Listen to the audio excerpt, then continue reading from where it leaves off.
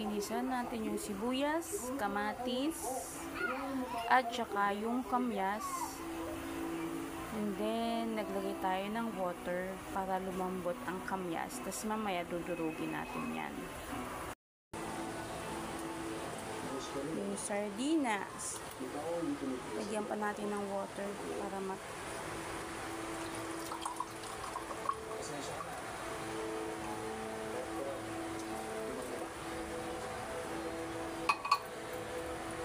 yan.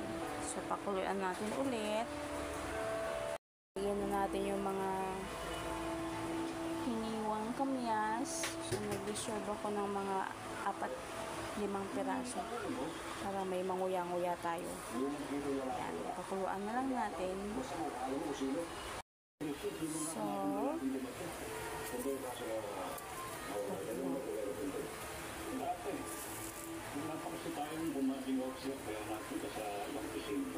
So, i-add na natin ang ating kangkong.